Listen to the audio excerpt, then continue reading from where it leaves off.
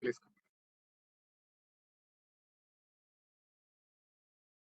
Hello, can you all hear me? Yes, sir.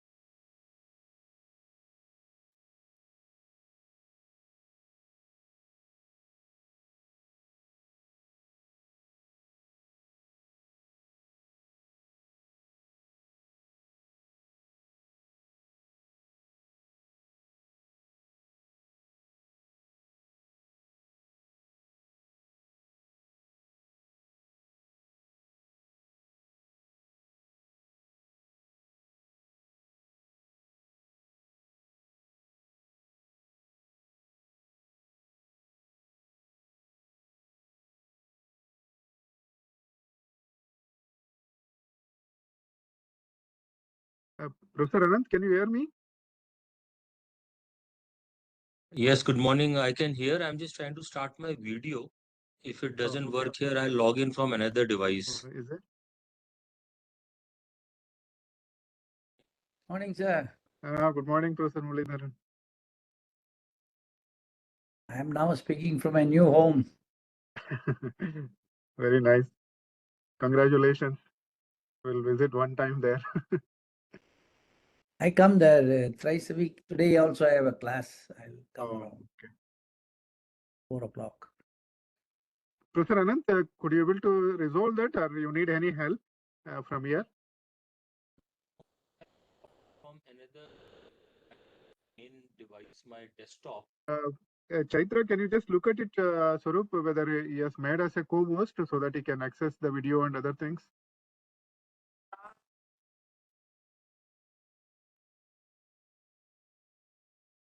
Make it presenter so that.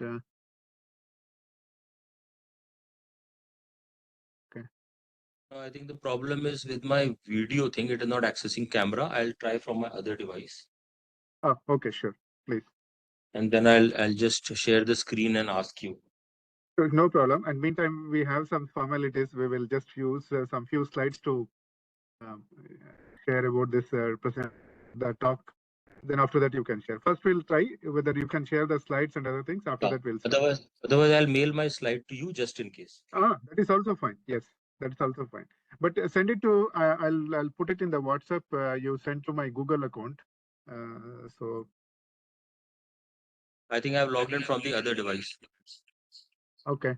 So see that whether you can able to.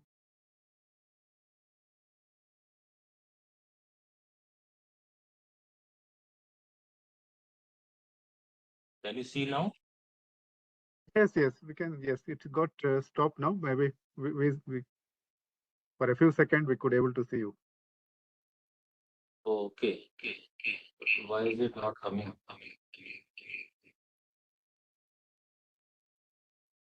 Because from my side. No, it came actually. Maybe you can try again. It may be coming because I saw you were in the. I'll keep it on. I'll just share the screen once. should, yes. I can see him. No Oh, issues. you can see him. Okay, then it's I fine. can see him without any interruption. Yes, yes. Now I think it's maybe because Just of this that, internet only. just that, Yeah, we can see you now. Yes. There is an echo sometimes, but otherwise I can see him. Yeah. Professor Anant, maybe you can mute the other mic. Yeah. Okay, now it is fine. So just check whether you can share the slides from your system. Yes.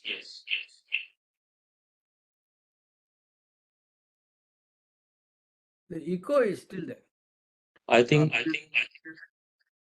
Yeah, that another system, it also speaks, so that's why it may be picking up.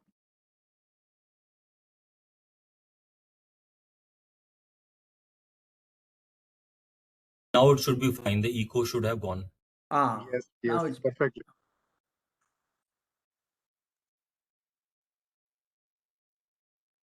Professor Shiva, I may have to leave by 12:45. Is that okay? Yeah, sure.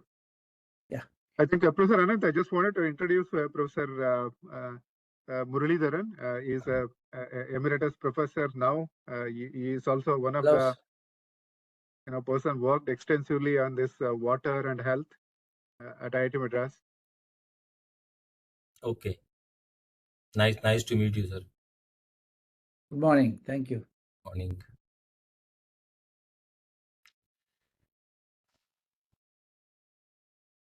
Now, how do I?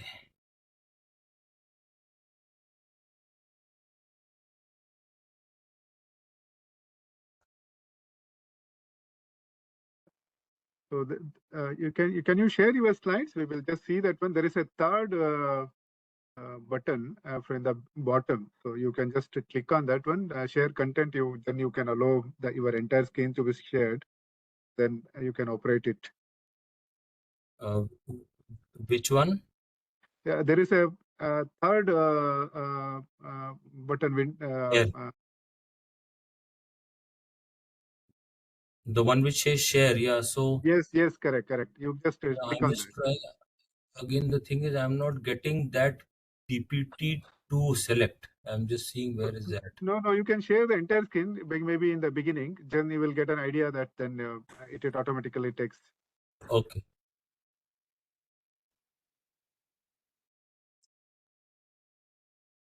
Has it come?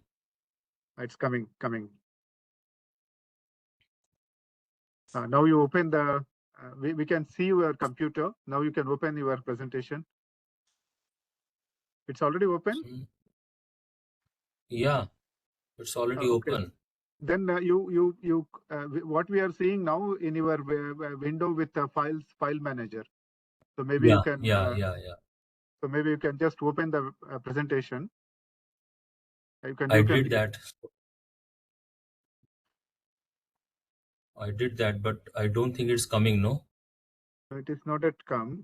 Maybe. Either I open the presentation and select that from the desktop or somewhere. I don't know how. So okay, you do one thing. Maybe you can just minimize this window, the one which is showing your file manager. Yeah, and open from here. Open there again.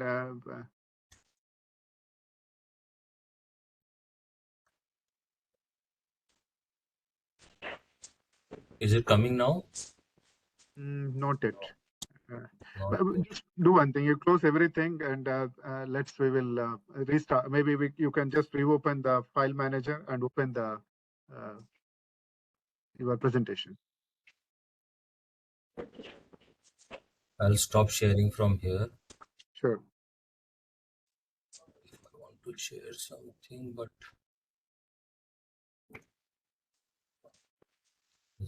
I don't know what. Professor Anant, you can also share the slides with to me, my email ID, which I sent it to you. I'll also. I think I'll do that to avoid wasting any more time. No problem. Because I'm not very adept with WebEx. So I mean, just 1 second.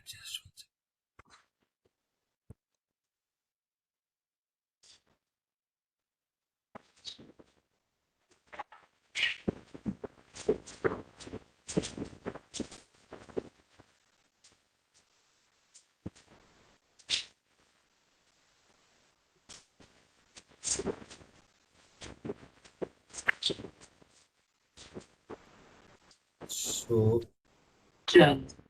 you have sent me your email ID? Yeah, yes, I sent you because it's much easier. I'll just send it again. Yes, Nagendra On at the WhatsApp? rate. I'll do that one. I'll send it to you by WhatsApp. I'll just type it. I'll type it. Yes, Nagendra. snagendra@iitm.ac.in. And also put a copy to S Nagendra at the rate civil. You had civil.iitm.ac.in. Sorry, can you repeat that? Yes, Nagendra at the rate civil, CIVIL, civil. CIVIL. Civil.iitm.ac.in. Okay. Yeah, thank you. I'll just look at it. Yes, I'll just send you that right now, please.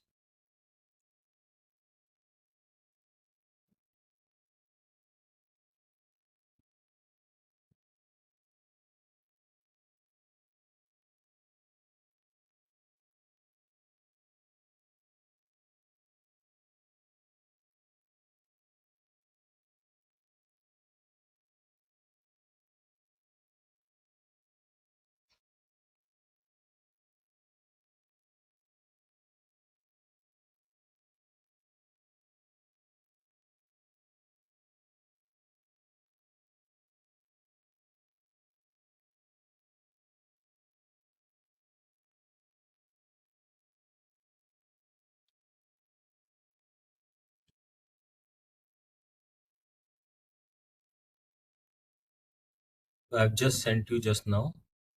Sure.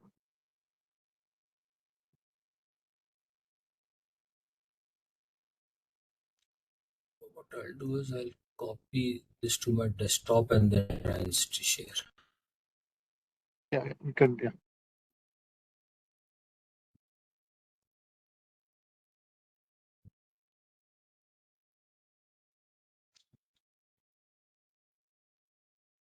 Actually, I can't see my presentation anywhere, so I don't know how to share it. No problem. Sometimes this system will, controls everything and put everything full screen with your, this WebEx online link. So I mean, sometimes I've even copied my presentation to the desktop, but now after I click share, I can't see it anywhere. So just I 1 don't know minute. how to send it. But I've sent it to you if possible. I'll just look at it. I'll just, yeah, I got your PPT.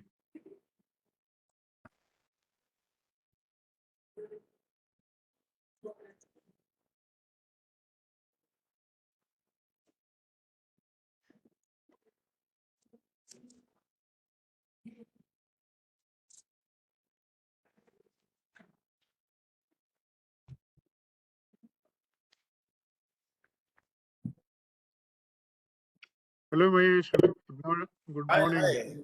Yeah, good morning. Good morning, Shiva. Good morning, Anant. Good morning, everybody. Good morning. Sorry for the delay of few minutes. No problem. We'll work it out now quickly.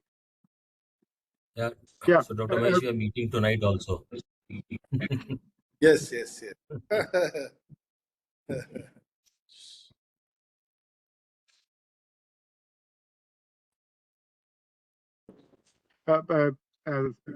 Mitra Swarup, can you just share the initial slide? We can start with that because anyway, I've got the slide. Now I'll share from here.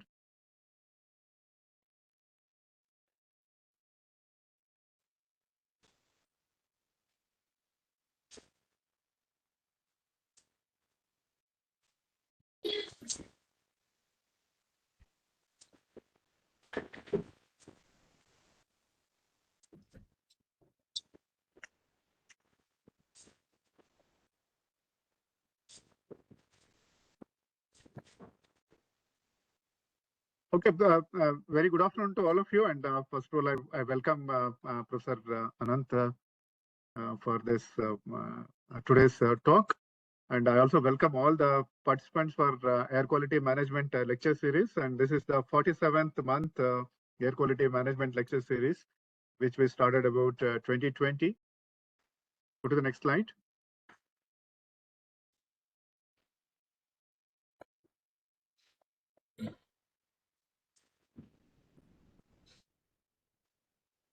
Swaroop, can you just go to the next slide? Okay, so just to give you a brief about this, is an idea of this lecture series we started in 2020 to provide platform for young researchers, scientists, and engineers, and also the educators to discuss the various advancement in the air quality management and the key challenges, the local and regional, and also the nationwide, the issues associated with air quality, and then try to figure out what could be the possible solution in order to address this. So that was the idea we started this. Next slide. Next slide. So, so we are fortunate to invite the various eminent speakers for this air quality management lecture series, diversified areas and research contributing.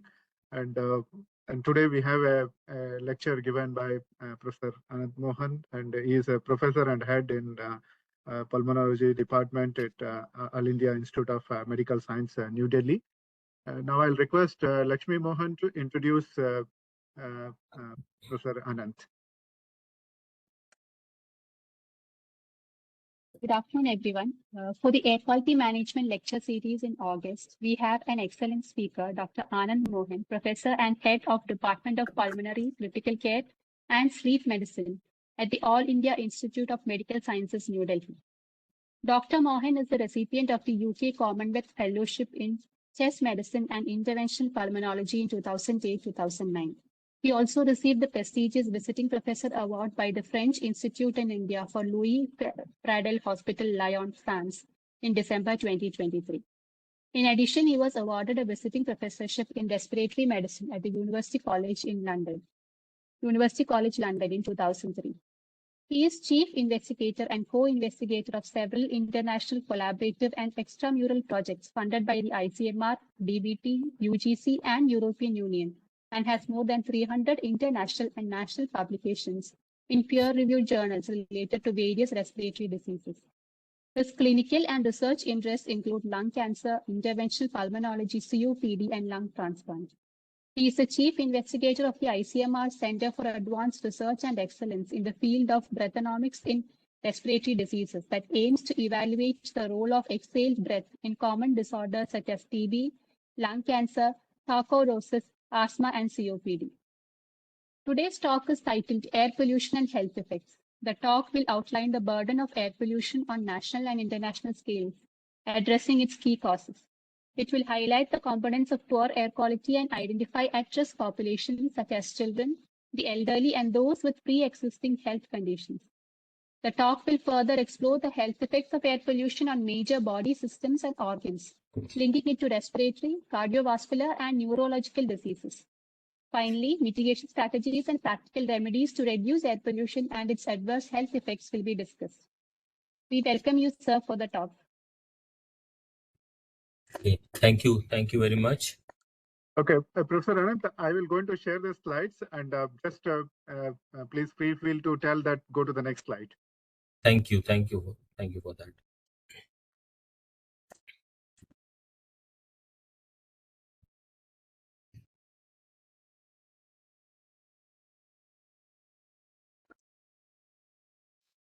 Are you all able to see the slides? Yes.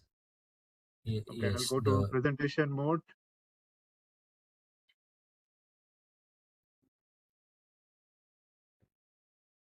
Yeah, is it clear? Yes, it Okay. is. Yes, Yeah. please, Professor Anant, go ahead. Thank you very much. Thank you, Dr. Nagendra, again for this very kind invitation to this August gathering, and also just apologies for the small hiccup in presentation. Thank you for sharing on my behalf. So as mentioned, I'll be talking about the health effects of air pollution, because that is what all of us are actually worried about, and that is why all this talk and all this science, all this research on air pollution is going on, and that's why all the concern about air pollution, because of the various health effects. So over the next 30-35 minutes, I'll briefly talk about the various aspects that I already mentioned, and we'll take it from there. So can I have the next one, please? Yes.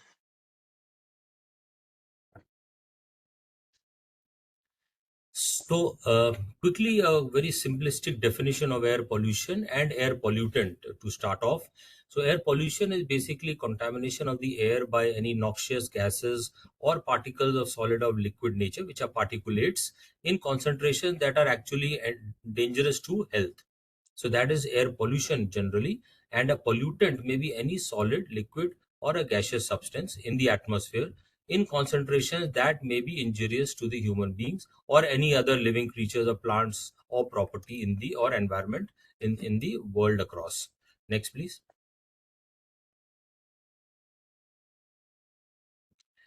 So going back to the history of how this whole air pollution came up, and there are two main big events that happened almost 50, 60 years and more than that. The infamous London smog incident in 1952, December, in which the airborne pollutants were mostly from the use of coal, which formed a thick layer of smog over the city.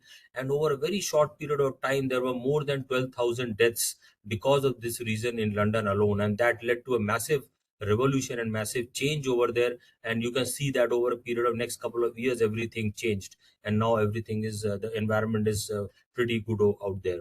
And even before that, there was another problem, another tunnel disaster in USA, where during the construction of a tunnel for a power station, high dose acute exposure to silica led to acute silicosis in the workers, leading to again a death toll of almost 500 to 600 during that short period of time.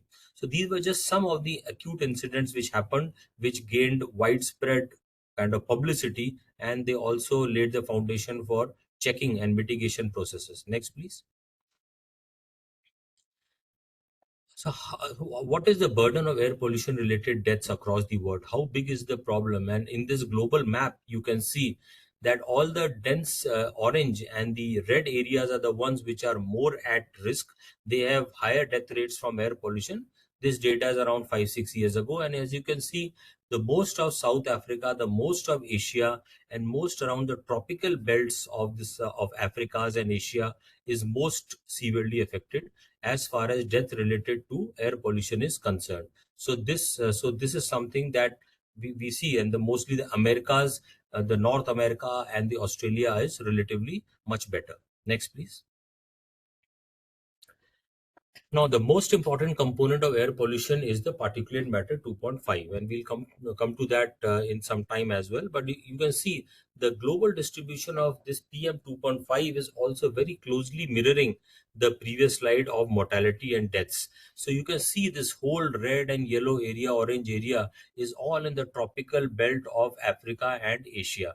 This is most heavily polluted with PM 2.5, and as we had seen, this is the area which is most affected as far as increased number of deaths due to pollution is concerned. So thereby a direct correlation between PM 2.5 and deaths can be seen. Next, please. Then narrowing down to some cities, countries, continents we have seen. Now let's see which are the cities which have the highest PM 2.5 level, and unfortunately most of them fall into our country, and we also know that. So most of these countries are Asian and in the Middle East area, and and almost a dozen of them are in India alone. So again highlighting that our country is actually the epicenter of the maximum poor air quality across the globe. Next, please. And this couple of years back also, you must have seen that Delhi got the dubious distinction of being the most polluted city in the world. And that is kind of something that I don't think we are at all proud of. And here, even as you see, as a country, India was at that time the second most polluted country among the entire area of the Southeast Asian region. So again, these are some of the things that we really need to change, and these are just to show that how big a burden and how big a problem air pollution is in our country. Next, please. So then we come to the main sources of air pollution, and there can be various methods by which we can classify the sources and also the pollutants per se. We can classify them based on their source, like whether it is stationary or mobile. The stationary sources are again several of them. For example, power production, industrial combustion production, other production processes. Then in villages, the use of the biomass, which is burnt to cook food, and we'll see a couple of pictures. So in the rural areas, they burn the cow dung for the cooking, and they also burn wood. They burn the residue from the crops. So all that is used to burn to make food. And in uncontrolled environments, very poorly ventilated homes, fossil fluid combustion, solvents, waste treatment and disposal is a very major problem. And then, of course, the residue from agriculture also is a major source of stationary air pollution. And on the other side, the mobile source of air pollution, I don't think we need to talk about it at all. All of us know. You can see the photo below, and that is a common problem in most of the Indian cities, whether it is metropolitans or not. But the traffic problem is a major source of mobile air pollution everywhere. Next, please. And then we classify them according to the chemistry. So probably many of you might identify more with this, being from the chemical, from the IIT backgrounds. They can be classified as organic, inorganic, or classical. And there you can see a host of compounds which can be either in isolation or as a part of other compounds is combination. They can be sources of air pollutants, especially the benzenes, the carbon monoxide, formaldehyde, and others. And among the inorganic, you can see it is the most of the trace heavy metals, the heavy metals which can be present in most of the environmental or in various occupations also. The asbestos, cadmium, the lead is used to make batteries, as you all know. Then mercury, that is why the mercury thermometers are now being they've been banned, no longer in use, and so on and so forth. And then on the other side, there are others classical, like the nitrogen dioxide, ozone from the atmosphere, particulate matter, and sulfur dioxide are some of them. Next, please. Or we can classify based on the whether they are gaseous or suspended particles. So again, on the left hand side, all the various gases, SO2, carbon monoxide, nitrogen dioxide, ammonia, several volatile organic compounds, etc., are gaseous pollutants. And on the right side are all the suspended particulate matter, which includes the 2.5, 10, and 1. We'll come very soon. And all the other ashes, so diesel exhaust, the mineral dust, oil smoke, pesticide, even pesticides which are sprayed onto the fields by the farmers, they are a source of air pollution, and they are actually source of poisoning also. So unless one wears mask, they can be pretty much dangerous. Next, please.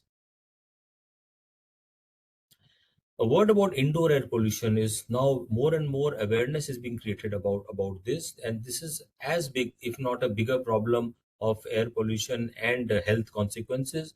So emissions from cooking, the biomass fuels, or from smoking indoors, or from burning of mosquito coils, as you can see, then cigarettes, incense sticks. For example, we in our country, we all of us have a habit of burning the agarbattis, the dhoop and all for prayer meetings, prayers, and even in various temples you can see that they light up all those, they do the havans, and they do all those things from which the pollutants is coming. So all that is obviously not controlled.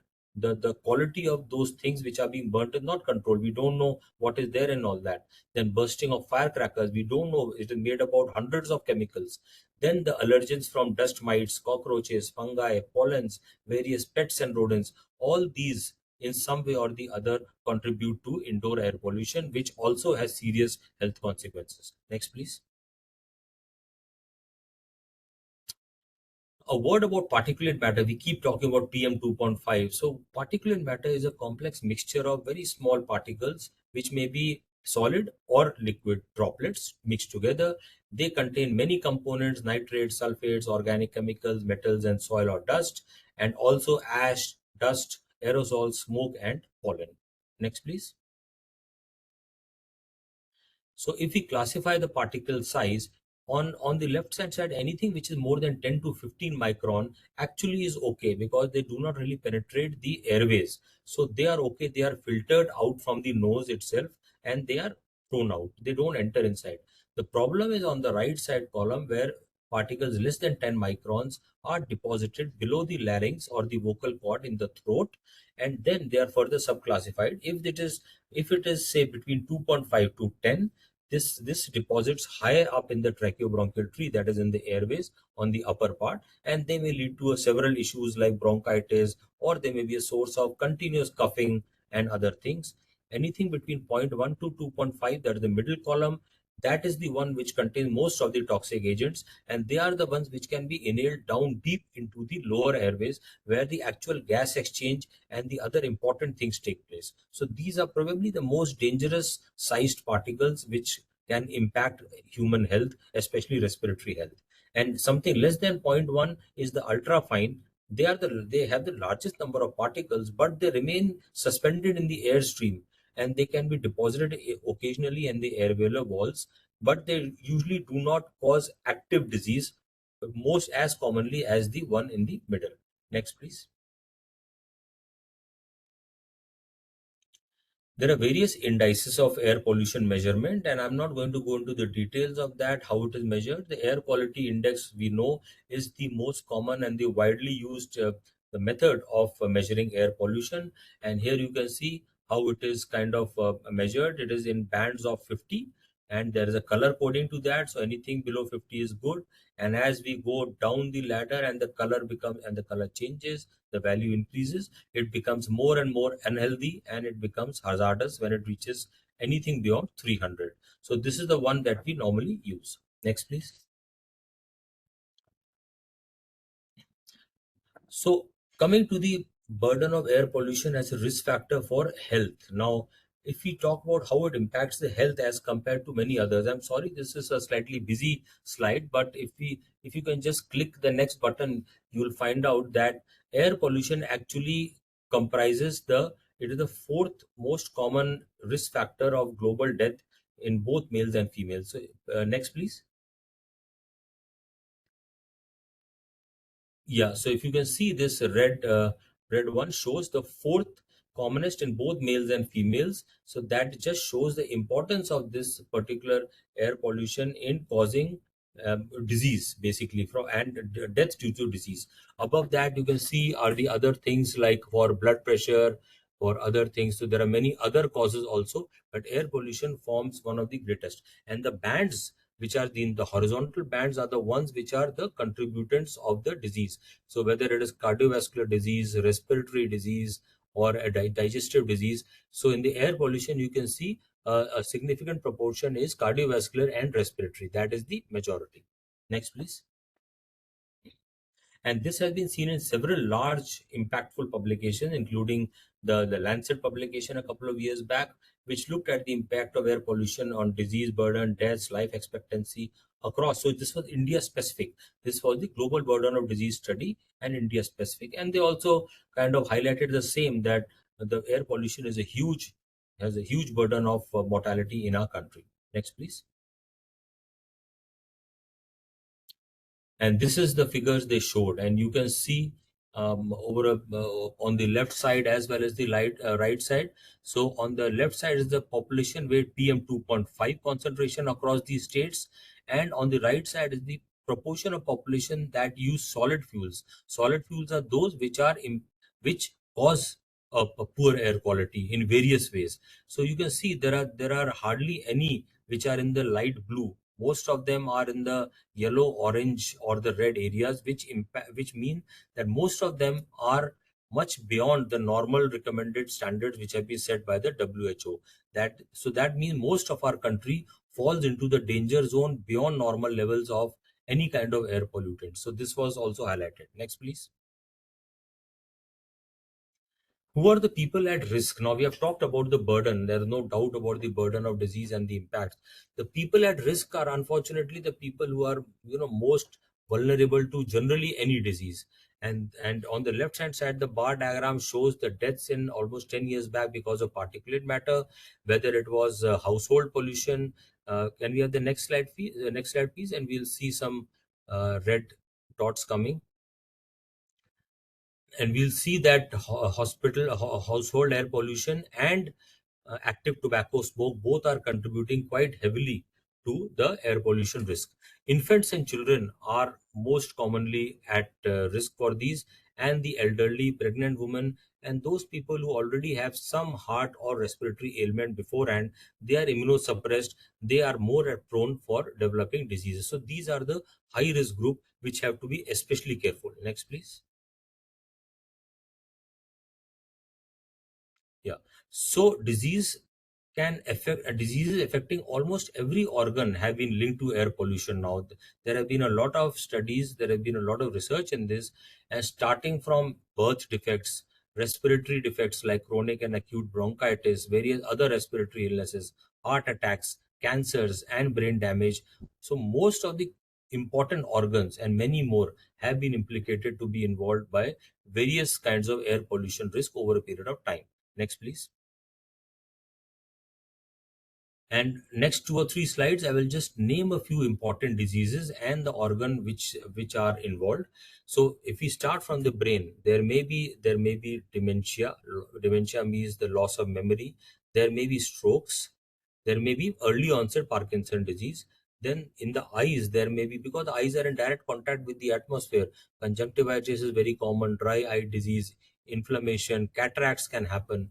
Then a significant proportion can affect the heart, leading to heart attacks, that is ischemic heart disease, high blood pressures, heart failures, and arrhythmias, which are disorders of heart pumping. So the heartbeat becomes irregular. So that is one important thing. And then, of course, the lung unfortunately bears the brunt of air pollution because being in direct contact with the atmosphere and we are breathing continuously. So various lung diseases like chronic obstructive pulmonary disease, asthma, lung cancer, laryngitis, and acute and long-term chronic bronchitis have been known to occur. Liver diseases of various types, including cancer, various problems in the blood may also happen. Next, please. Then there are fat changes, obesity, metabolic syndrome, diabetes. In the abdomen, there may be gastric cancers affecting any part of the intestine, and other diseases like appendicitis, etc. Sometimes bladder cancer and kidney cancer also has been found to be implicated. Next, please. In the joints, various joint diseases have been directly linked to various types of air pollution, and there are many publications to this effect. In the bones, they may lead to weakening of the bones and fractures, allergic rhinitis, sneezing, running nose. So again, the nose is directly in contact with the atmosphere, and they are actually the first contact, so they are heavily impacted. Then skin also is directly in contact with the atmosphere, so leading to a variety of allergic disorders, skin diseases, seborrhea, acne, urticaria, itching, and early skin aging. Anything of these may happen. Next, please. The problem of air pollution, the impact on body starts right from the time of pregnancy and even before birth. It has been seen that if pregnant ladies are impacted by air pollution, if they are living in a very high polluted area, then there are chances of low birth weight deliveries. So birth weight is less than 10 percentile.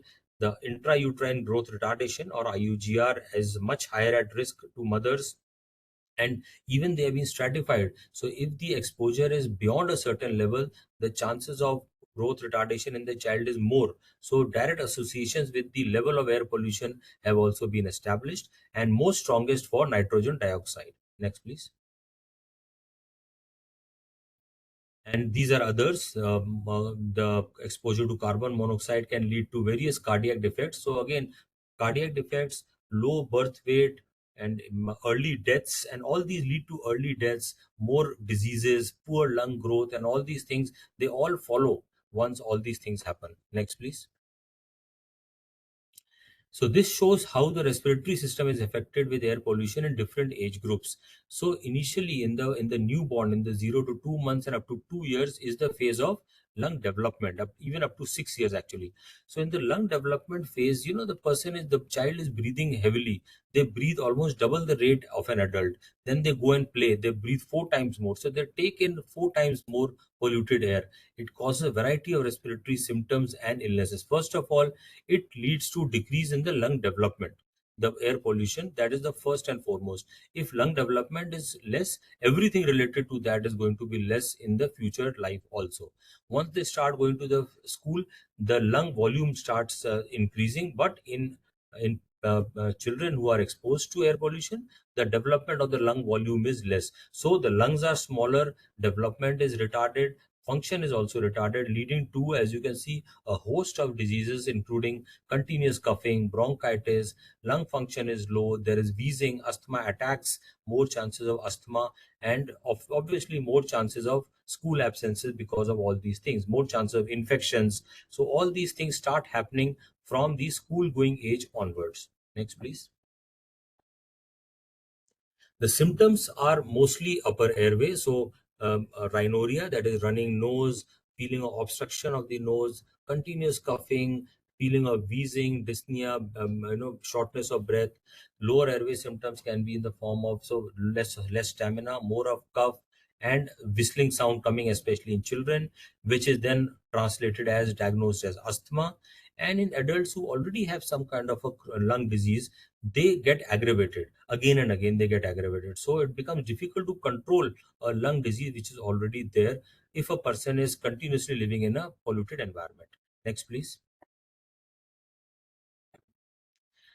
And then there are several short-term and long-term effects: more wheeze, more asthma, COPD, bronchitis in the short term, leading to emergency visits.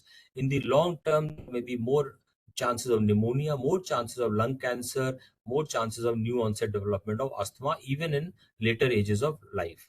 Next, please.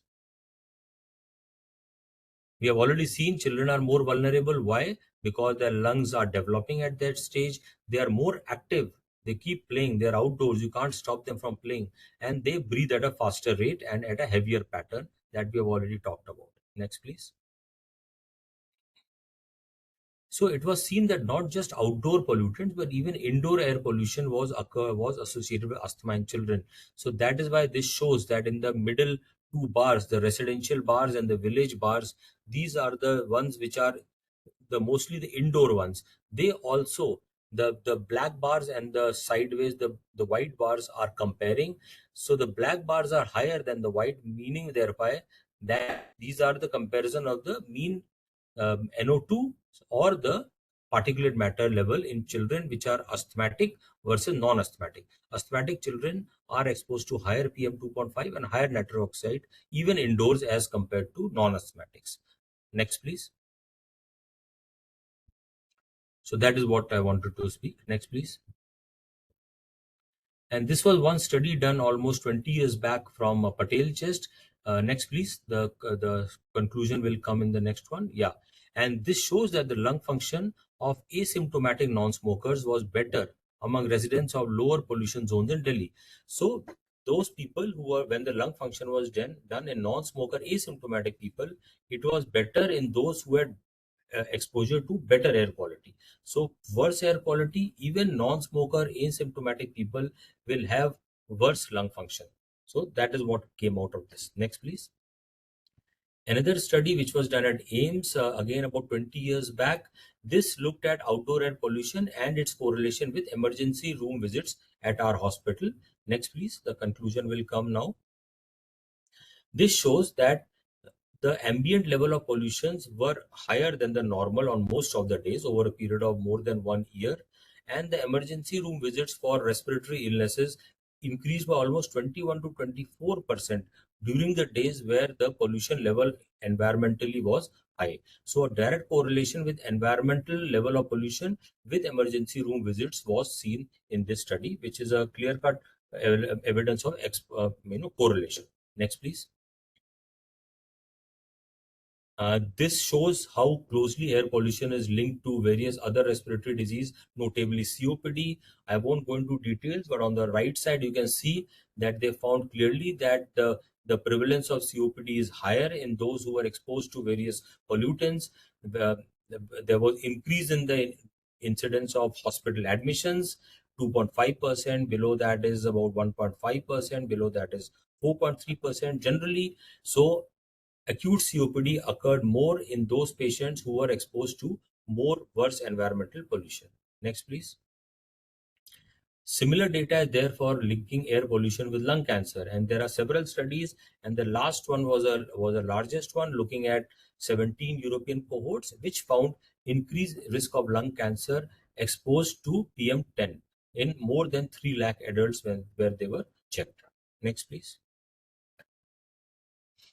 And the same has been found in TB. So it is not just COPD and lung cancer, but in this study from Taiwan, they looked at the risk of air pollution, the risk of tuberculosis with pollution, and they found over a period of follow-up of almost 7 years, they compared, the TB versus non-TB. Next slide, please. We'll come to the conclusion in that. So they found that exposure to PM 2.5, nitrogen dioxide, and CO was definitely associated with higher occurrence of TB in this group. So the same happens everywhere else as well. Next, please. So this again summarizes the publications from India. Now there are several publications from India also linking indoor pollution with health effects. So previous studies were all about outdoor pollution. This is indoor pollution. So if you can see, significant proportion of people even in the urban areas are having acute respiratory conditions, something or the other, in Lucknow, then in Delhi. Next slide, please. We can see further here. Yeah. So we can see all these studies show there are strong associations of the use of traditional fuels, indoor fuels, whether they are all associated with acute respiratory infection, lung cancer, cardiovascular disease, and other problems like cough, etc., and even poor lung function. So all these are associations with indoor air pollution. Next, please. Association with the heart, yes. So ambient air pollution leads to several problems in the genetics, oxidative stress, subclinical cardiovascular impairment, and full-blown cardiovascular impairment, leading to heart attacks and stroke and even death. Next, please. And this all lists again all the effects which can happen. Again, I won't repeat. High blood pressure, thrombotic states, lipid profile, strokes, heart failure, all of that may happen. Next, please. And then skin is the largest organ of the body, directly in contact with the air. So all kinds of allergic and other problems have been found, and there is documented increase in skin problems due to rising pollution, which may be seborrhea, acne, dermatitis, eczemas, premature skin aging, etc. So all this is well known. Next, please. Eyes, again, because directly in contact, so a lot of, on the left side, all the various symptoms are there: watering, aching eyes, redness, dry eyes, itching, all that can happen. On the right side are various remedial factors which have been kind of propagated. Basically, when you go out, try to wear some kind of glasses. When you are working in some environment which is causing pollution, wear glasses, less of contact lenses, cool compresses, wash them frequently, and a good lens hygiene. All that has to be done. Next, please. And this again shows the same thing: glaucoma, cataract, uveitis. These are medical terminologies, but all of them ultimately lead to visual acuity problems and even blindness in some stage. Next, please. Effects on the intestine has also been documented and proved, because the particulate matter is actually removed from the lungs to the GI tract. It may lead to cancers of various parts of the intestine, appendicitis, inflammatory bowel disease, etc., and general alterations of the gut microbiome, which leads to depressed immunity and predisposes to many infections in the future. Next, please. On the brain, again, it may enter into the brain by the blood-brain barrier, the particulate matter, either through the blood-brain barrier, or below you can see from the nose to the brain root via the nerves, ultimately leading to neurotoxicity and several kinds of inflammation, oxidative stress, leading on to increased risk of Alzheimer's disease, that is AD, cognitive impairment, loss of memory. So several kind of problems may happen. Most important will be early aging, early loss of memory, and Alzheimer's disease and Parkinson's disease. Next, please. So this was a kind of overview of a multi-system health effect that we have all talked about, and this is just kind of what we have already seen. So I'll skip that and go to the next one.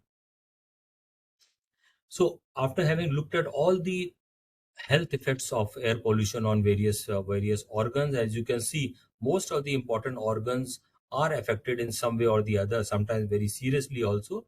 So there can be many ways. What are the ways to prevent? I have not gone into the treatment strategies because the treatment will be dependent upon the organ involved and will be specific to that particular disease and organ.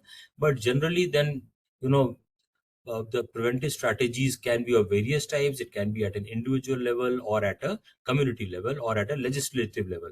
So urban planning, of course, is of paramount importance to manage the urban industries, regulate the traffic.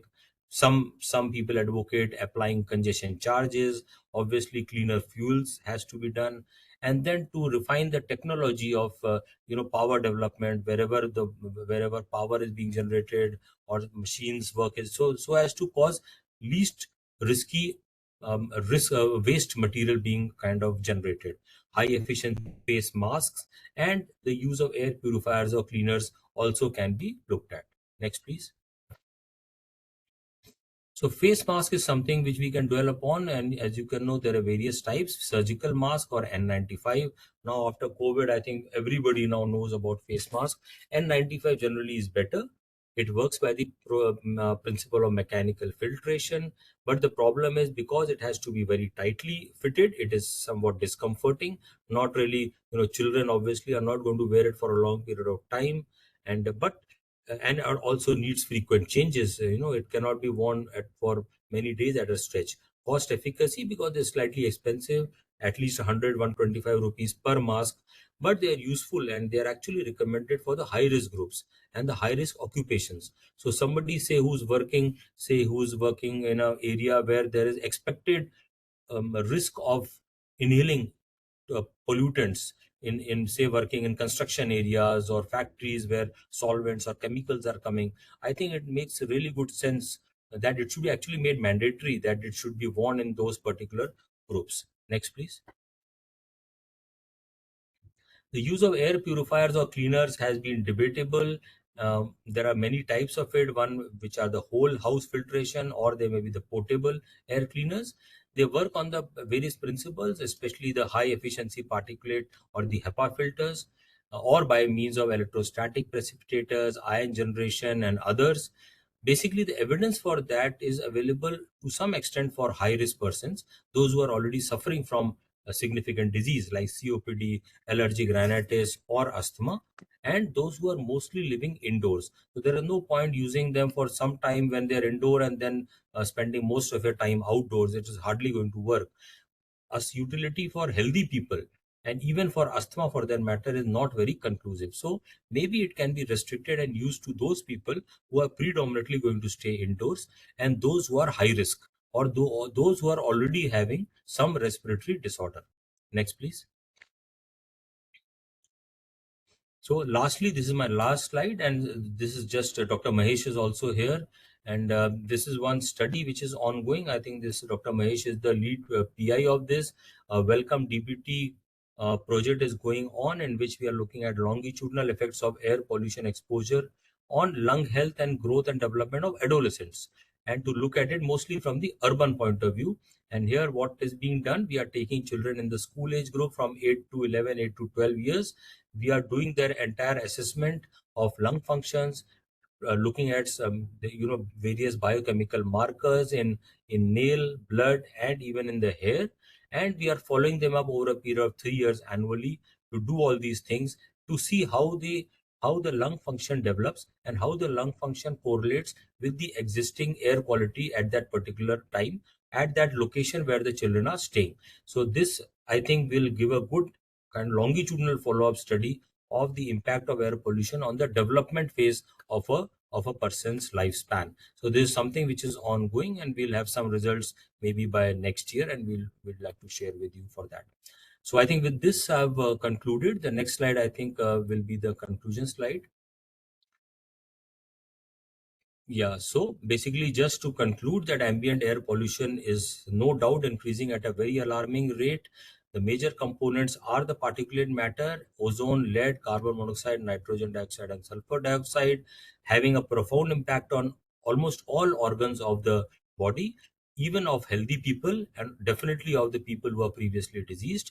And that is why a very aggressive now, very emergent, aggressive, multi-pronged approach is now required urgently to achieve both short-term as well as long-term goals. I think this will be required at every level, starting from individual, community level, at the public health level, legislative level, administrative level. I think everybody now at this time will have to come on a war footing. I think that is all that we all should understand. With that, I thank you all for a patient hearing, and thank you very much.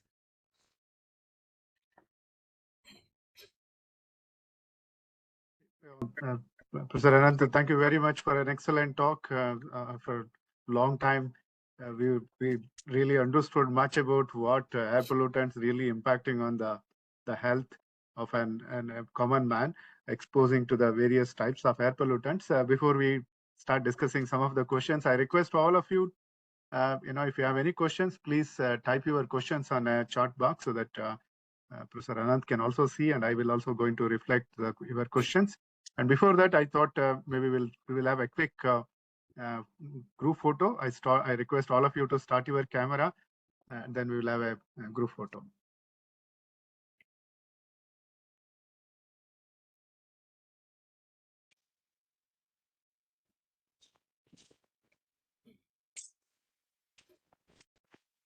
I'll stop sharing the slides. Okay.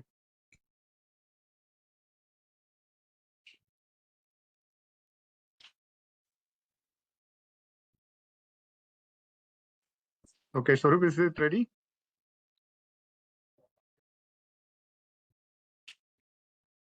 Okay. Can you go ahead?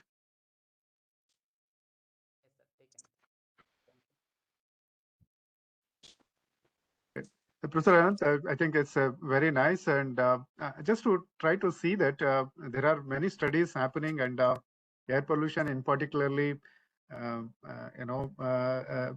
in the metro cities, it is keep increasing, and one aspect is now the construction. Mostly the metro is coming up at a large scale, and as you rightly said, construction workers are the one maybe severely getting influenced apart from the neighboring area. So is there any way we can relate it, the characteristics of the pollutants, and particularly the particulates, because the construction material characteristics may be much more toxic because there are various chemical compounds being used. Are there any studies related to understand how the characteristics of the particulates influencing health risk of a worker? Well, there are no head-to-head comparisons between different type of occupations. If you are asking, different occupation studies have focused on one occupation and then looked at the health effect of that. So for air, like for example, construction workers, and even for example, we have got studies and other studies on traffic, traffic policemen, and the effect of health, effect of air quality on the traffic policemen. So that is there. But you are right that in construction activities, it is more likely to be more heterogeneous, because the particles, they may be, the cement may be there may be, they are cutting wood, they are cutting stones. So various type of particles are there together. So the constituents are likely to be more heterogeneous, but ultimately it is the size which actually goes inside. The size will be somewhere between 0.1 to 10 microns. So anything which is of that size is likely to be inhaled inside. Anything larger than that usually is filtered out from the nose, or it may at the most cause some local problems over here. But serious problems will be of the smaller size. What they are composed of, yes, it may be the component of the particle. Gaseous ones also people have seen, pure gases. So pure gases will be the sulfur dioxides, the nitric oxides, ammonia, etc. That usually happens in laboratories mostly, or somewhere by, say, welding. Suppose somebody welding, or where we are burning wood or burning fuel. So that is a pure gaseous. This will be a more of a particulate. Okay. And you rightly mentioned about this cohort studies are very highly relevant, particularly in policy and also looking into the inside research aspect. But in our context, we have a large population. Sources of air pollution are also large, and the area, the exposure will also very diversified, and it is a very contrasting. So in that, considering that, do you suggest that India require maybe the current study which Dr. Mahesh is leading, maybe we need a much more focused studies, so that will help us to understand probably in bringing both health effects and also standards. Yeah, of course. So like this. So this study was focused on the children. So they are the, again, like said, most vulnerable group. So the growing phase of the child is in school, and that is where we are looking at. Of course, similar type of studies can be looked at on a longitudinal fashion in other organs as well. For example, effect on the, say, for example, blood pressure, effect on the brain, effect on the heart. So they will all require some longitudinal studies. That is true. So yes, we do need these kind of studies regularly in different groups, in different organs, to show longitudinal effects.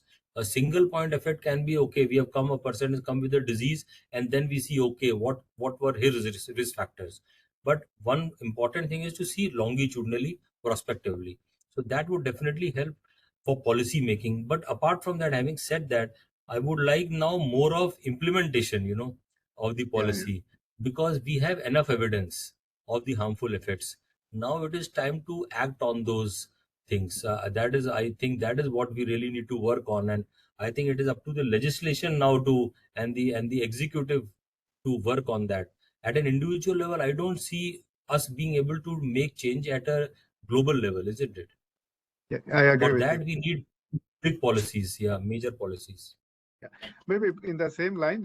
So like now looking at, because the WHO standards are coming very stringent, and our Indian standards still some extent incomparable with the WHO standards. As you rightly said, one minute. So is there any way we can relate it to based on some of the evidence which we have got? Can we look at it, because the standards is something, because ours is a tropical country, and particulates concentrations will be inevitably much higher, but in terms of its toxicity, and try to understand maybe which source will be the more toxic in terms of vulnerable to the public health. Is there any way we can redefine the standards, as maybe so we can help the regulatory agencies based on our studies? Okay, this is how we should look at it.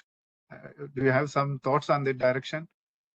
I feel, see, the exposure in different areas, it will depend upon the area. For example, the exposure in urban city will be different. The culprit in an urban area will be different than the major culprit in a rural area. So one will have to address accordingly. In a rural area, it may be more related to crops, agriculture, more related to indoor biomass exposures, burning crops, burning wood, and all those things. In the urban area, we know what are the problems. So probably we'll have to act on both. We'll have to act on both. It is, and it, one thing alone probably is not going to work. We'll have to have at least top 6 or 7 causes will have to be identified, and action will have to be taken stringently on all of those. This includes construction, I would say, vehicles, smoking, and the indoor gas pollution, and maybe the crop burning. These are at least the 5 or 6 major causes, all of which need to be handled. Okay, so I have a couple of questions are there in the chat box. So one question is from Pollution Control Board: why PM 2.5 concentrations are in Asian countries are much higher. Is there any reason for environmental factor influencing this higher concentration? See, one thing is there in most where there is a wind, the pollution is less. So that is the one very important thing that you forget. Wind blows away pollutants. In in a over congested, crowded urban area, the wind, if you compare the wind speed in most of the places of India with the Americas and the Europes, we are about one third of that.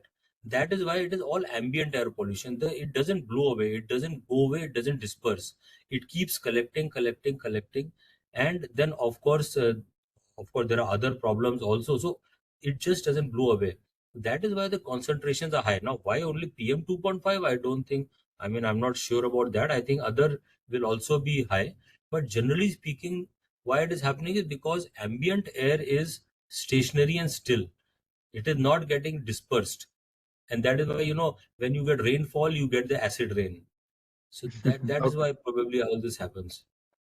So basically, you meant to say that I think the ventilation aspect in the urban areas are changing. As a result, it is influencing the concentration, and as a result, it also Absolutely. leads to more exposure. So there is another aspect which we also start noticing this now. There is a lot of emphasis on electric vehicles, but we are still looking at the tire wear and brake wear emissions still keep on happening. That, and how do we look at it? This black carbon emissions and microplastics. That particularly microplastics being used in as a N95 mask. And these are all some new pollutants are popping into the our exposure studies. So what's your thoughts on these topics? Yeah, that's true. That's why it is important to have the legislation in place. The new things are coming up before, and they all get imbibed into the atmosphere. So it is not just pollution, it is not just air pollution, it is water pollution also, it is soil pollution also. So all these toxins, chemicals, they go into the water also, they go into the soil. They are the ones where the crops are grown, they grow into the crops, and then indirectly they are eaten. So it is all a vicious cycle. And as you rightly said, that these new pollutants which are coming, they should be stopped now, identified and taken care of now before they become a bigger problem and add on, because the earlier pollutants are not going away. So these are all adding, and we still don't know their exact effect on the body. Most of it is going to be carcinogenic. It is quite possible over the long run. But again, establishing a cause effect relationship becomes so difficult. So there is one interesting question. Actually, this is also revolving in my mind. This exposure time is an important with various pollutant, for example, PM 2.5, SOx or NOx or maybe ozone.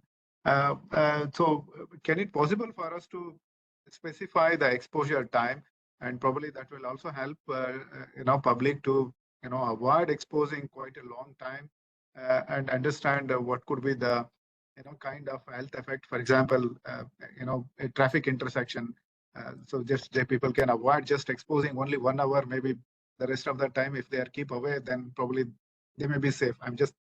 It's an interesting question. What's your comment on that? Yeah, it's an interesting question and interesting way of trying to protect people, in some way. The only thing is, I'm not aware if there is any evidence that we know what is the upper limit of any exposure time of any pollutant. I don't think we know that. If somebody knows, then I'd really welcome them to come in and tell us, because unless we know what is the safe limit of exposure time, we cannot specify a exposure time of a pollutant. So I was not aware of that. And to my mind, if we don't know, then it is better we start off saying that don't be exposed at all. Or if you want to get exposed and if it is mandatory, then wear appropriate protection. Okay.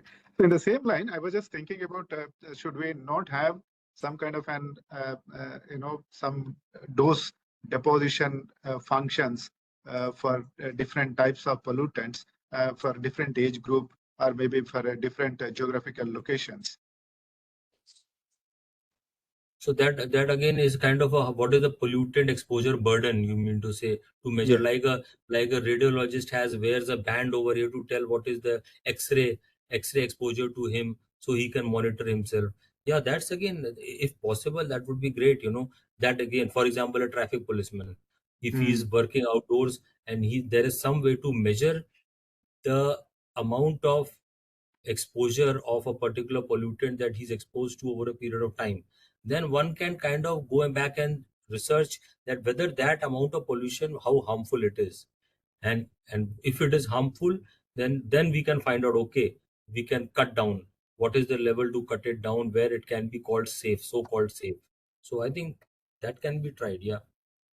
This is one another interesting question. Maybe this also long from the environmental point of view. It is very, very important. Also, we have always looked at it antagonistic and synergetic effect of exposing to different toxic pollutants. In this case, since if the public is exposing particulates and associated with other pollutants, are there any synergetic effect of different pollutants, different time period exposure? Is there any is there any way, because instead of only I'm just trying to look at it, because most of our standards only talks about individual pollutant, and we never looked as a combination what will be the kind of impact it will going to happen. And since you have been working in this area for a quite long, do you have some thoughts and some directions in this aspect? So I think it would be better to classify them into broad occupations, maybe, the type of occupation that a person does, because because the components of a polluted compound, to some extent one knows, but often they don't know, because one will not dissect out each and every chemical.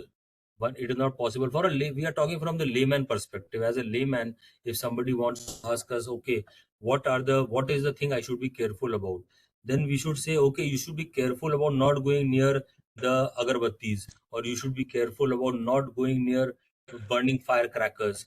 They may contain a variety of chemicals. We don't know what are those chemicals. So, but yes, synergistically, like you are saying, different particles, they obviously will have a synergistic harmful effect, because again the total combined, so the AHI, this air quality, the AQI, the air quality index, is basically a composite of 6 common pollutants. So the PM10, 2.5, ozone, this and that. So these are the 6 most common ones. Of course, we can broaden it to include more and make a more composite. So people have tried to make a more composite pool and an index also. But unfortunately, that is not verified and validated yet. So right now we have this AQI with the 6 top. But we can include more and add. But again, how many more is possible to include is the question. Okay. So yeah, thank you very much. I think very wonderful, and you have really given an excellent insight on various aspects of pollutants and their associated health risk. And on behalf of Air Quality Management Lecture Series, we would like to thank you, and thank you for your time, taking your busy schedule and sharing your interesting aspects of various research which AIMS is involved, particularly associated with air pollution. So we'll thanks everybody for all the participants attending this lecture. With your support, we are now moving next month. It will be our 4th year. We are completing this air quality management lecture series, and thank you all. And we continue to engage all of you, and see you all in the next air quality management lecture series. Thank you very much. Thank you very much. My pleasure. Thank you, sir. Thank you very much. Thank you very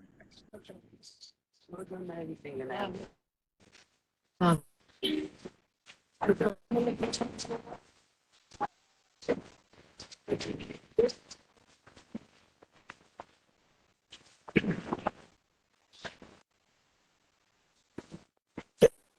धन्यवाद.